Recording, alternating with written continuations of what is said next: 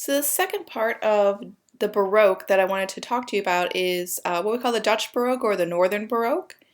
And so we've been up in this area before when we were talking about like Bruegel the Elder and the Northern Renaissance. So again, the map should be fairly familiar to you. We've gone north from Italy again, and we've landed here right in the area of the Dutch.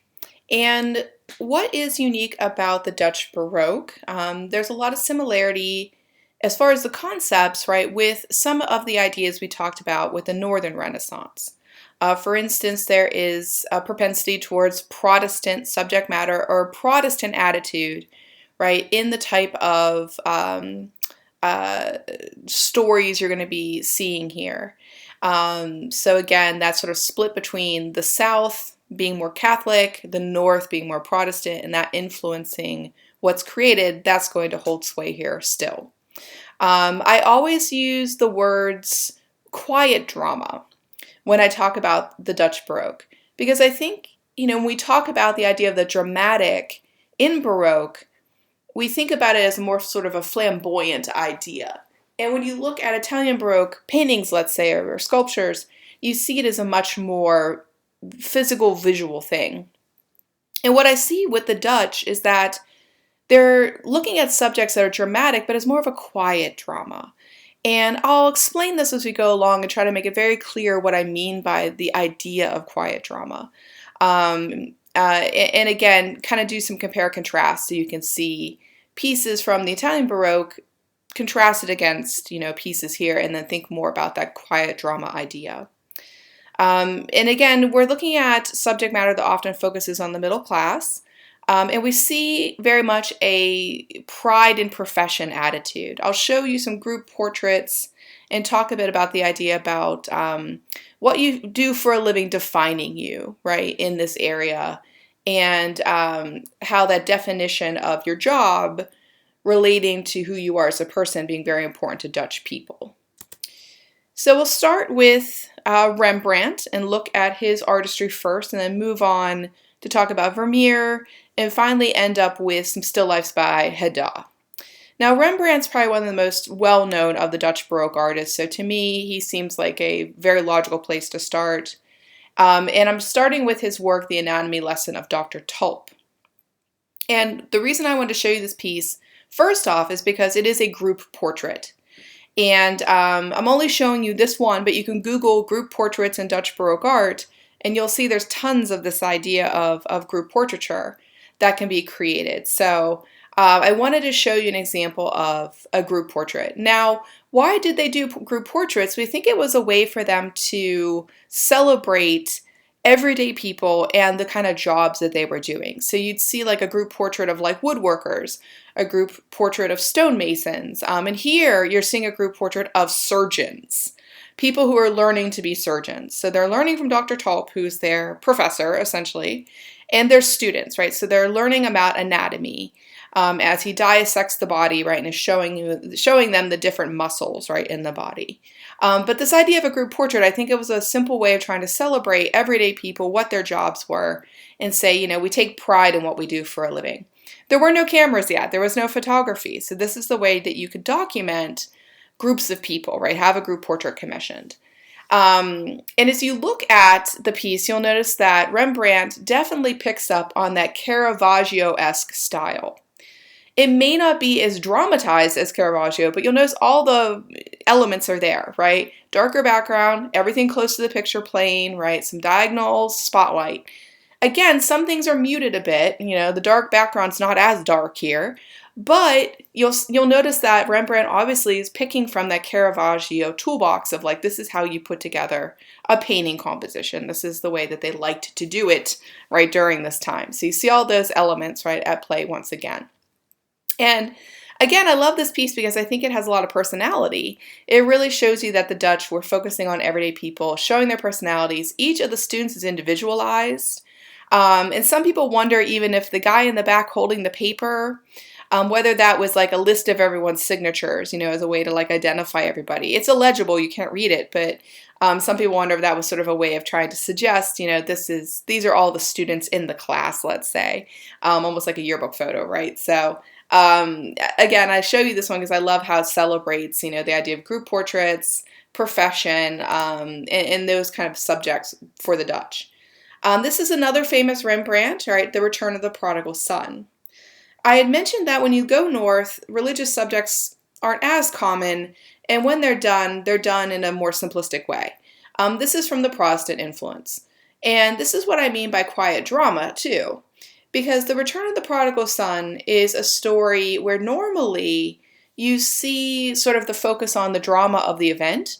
If you don't know the story is about a son who basically takes his inheritance, his money that's coming to him from his family, from his father particularly, and wastes it. He goes out and he wastes it. He just spends it. He gambles, right? He does inappropriate things. And he has to come back and basically say, I messed up, and ask for forgiveness. Now, if you think about how this story could go, there's kind of two ways it could go. There could be this sense that the father says, you've done wrong by the family. Go away. I don't want to see you again. I'll shame you. There's nothing you can do, to get forgiveness. But you'll notice that here, what we see the story going is that he does forgive his son. And, it could be a very dramatic moment, but what I love is Rembrandt seems to show it to me in this very humble way, where the son is being embraced by his father. There are these muted tones. The people in the background are kind of melting into the background. They're not of much focus. Again, that very Caravaggio-esque focus on the picture plane, what's in front of the picture plane. And again, I think there's a lot of humility in this work. So it's dramatic, but in this quiet way, because you realize that the son has... he probably is on pins and needles waiting to see what the dad says. And the dad says, I welcome you back. I take you back into the fold. And he can let his breath out, and there's this humility in the father putting aside probably his disappointment in his son, and the son putting aside his pride. And then both coming together in this sort of quietly dramatic way. So I find when Northerners deal with religious subjects, there's usually a lesson to be learned that they're trying to teach you. Like if you go back and look at Bruegel the Elder's Blind Leading the Blind, to me it's a lesson. He's trying to tell you a lesson. Don't just follow blindly. And here again, I think it's a lesson about humility and pride, and that sometimes you have to set those things aside in life if you want to go further. That you have to sort of admit you were wrong to get past that hurdle, right, in your life. And again, a compare and contrast you can do is looking at Bernini's Ecstasy of St. Teresa in contrast to The Prodigal Son. I think the Bernini is very traditionally Italian Baroque. It's flamboyant. There's a lot of almost like the winds blowing and blowing their garments around, the flaming arrow, he's lifting her garment. And then you look at the Rembrandt, it's like this very quiet piece. So when I talk about quiet drama, that's kind of what I'm referencing. Rembrandt was very well known for his self-portraits. So I can't talk about Rembrandt without making sure you take a look at some of his self-portraits. He was very, very well known for documenting himself, right? Looking at himself and saying, okay, let me paint myself as I am. I'd mentioned with Dürer that self-portraiture was not done often because a lot of people didn't own mirrors. And it wasn't done often because it actually is a difficult exercise. You have to be really honest with yourself about, who you are. What I think Rembrandt wanted to do is show that truth. He painted himself at least once a year from the time he became a painter till his death.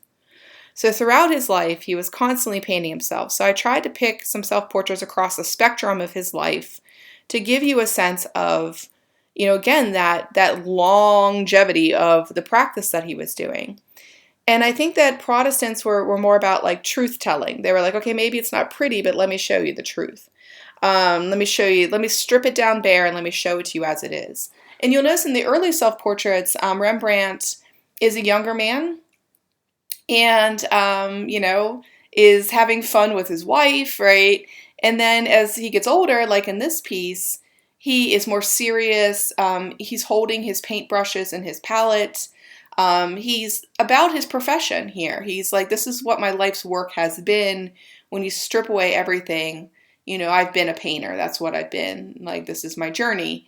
So again, if you really want to see the idea of a man documenting himself throughout his life, Rembrandt is a great example of self-portraiture and truth-telling through art. I also wanted to show you the work of Vermeer and talk a bit about his quiet drama. I'm going to show you this piece, The Woman with the Pearl Necklace, and then also show you the letter. And Vermeer didn't have a huge production of artwork, but the artworks that he has made, people, they're very famous. You might know The Woman with the Pearl Earring. That's probably the most famous one that he did.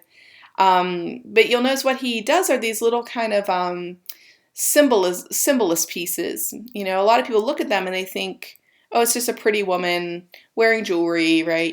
But it's like, no, if you know how to read symbols, there's more going on here. And Dutch art is all about symbolism. It loves symbolism. So the pearl necklace is not just a pearl necklace. Pearls were actually a symbol of virginity. So when I see this piece, I always feel like we're kind of spying on her. It's like we've ripped away the wall of the house and we're there judging her. And to me, she's holding up the necklace, looking at herself, and she seems to maybe be making a decision about her virginity, let's say, So I think that there are moral consequences in these paintings that are being alluded to. The lives of these people are kind of being laid out in front of us, and we're being sort of allowed to judge, right? Where they're going, what they might be thinking. And again, she's wearing this beautiful fur jacket, and I have to wonder if she leads a life of luxury, but maybe she's considering throwing that all away for a love affair or something of that nature. And you can look at something like the letter and also think a bit about this question, is the question of, what's exactly going on here. And again, once again, notice we're kind of spying on these people. Here we're like in the broom closet. We're kind of in a closet kind of watching them as if we're hiding. And notice that Vermeer, he liked to recycle his props. So once again, a pearl necklace, same jacket, right, used again on his models. In this piece, he's trying to represent, I believe, the lady of a household who's wealthy, and then her maid. And you'll notice the maid has given her a letter. If you look at the look passing between them, it seems to me that the maid has intercepted a letter that perhaps the lady of the house did not want the maid to see. Perhaps a maid from a lover, or a letter from a lover, right? And why am I interpreting it this way? You'll notice the lady of the house is holding a musical instrument. That musical instrument is called a lute, L-U-T-E, lute. It was a little stringed instrument, kind of like a guitar. Lutes were symbols of love in paintings. So she has the pearls of virginity, right? She has the lute of love. But the look between her and the maid seemed to suggest that this is not a letter she should be receiving. Perhaps it's a letter from a secret lover, right? Because the maid seems like, and the, lady's like, yeah, you weren't supposed to know about any of this. I'm uncomfortable now.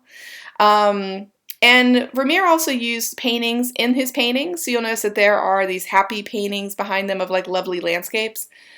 So perhaps this woman leads a very nice life right now. And again, perhaps she is going to throw it away, right? And the maid's like, you better think about this, So I think Vermeer, he liked to kind of let us spy on people's lives and circumstances and think about the quiet dramas that are going on in these households. What happens behind closed doors, right? And then finally, here's a Vermeer where he's looking at profession. So the geographer. So he liked to paint pieces where he showed people at their work. Again, these people really like the idea of pride in your profession. So here we're in the geographer's workshop. We have the implements of his craft. We have maps on the wall and globes in the background. And notice that there's, in all the Vermeers, there's also a hint of Caravaggio.